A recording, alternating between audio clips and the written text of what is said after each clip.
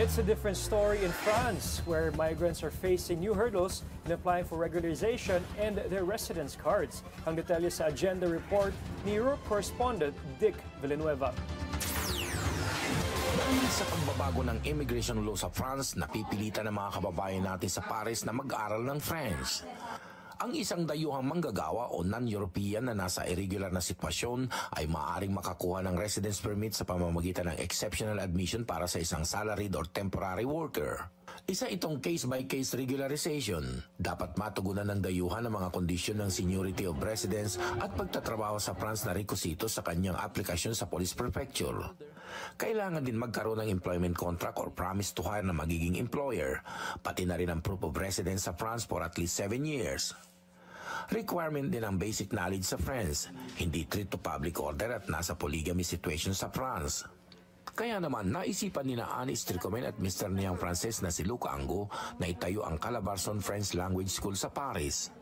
Pagka-graduate sa kanilang kurso ay may DELF final examination sa Office of French Immigration and Integration or OFI para makaavail ng A1, A2, B1 and B2 certificate na kanilang magagamit for application sa first card de séjour, residence card at French nationality. Most of the Filipinos are very good in learning new languages, and actually they have a good motivation. Most of them, they come here to learn only because the French administration requests them to have a little level in order to be able to ask papers. Napakahalaga ng pag-aaral na to ng DELF, lalo na sa kumukuha ng exam.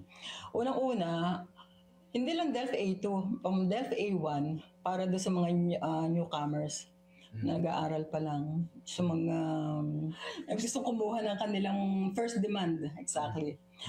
First demand ng kanilang papel. Halos 98% ng mga kababayan natin na nag-aral ng French sa Calabarzon French Language School ay naipasa ang kanilang examination at karamihan sa kanila ay na-regularize, nabigyan ng residence card at pinagkalooban ng French nationality.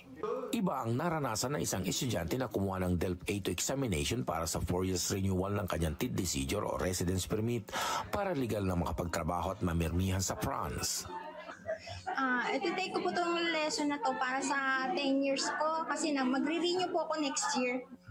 Ang pakiramdam ko, Diyos ko, parang na-block talaga ako. Pero sa ECRE, medyo naka-answer ako, medyo ang iba din hindi. Mahigit kumulang sa 100,000 Filipino overseas sa France na nagtatrabaho at nagninegosyo sa bansa. Ang ilan sa kanila ay naninirahan na dito. Para sa Agenda, Dick Villanueva, Billionaire News Channel, Paris, France.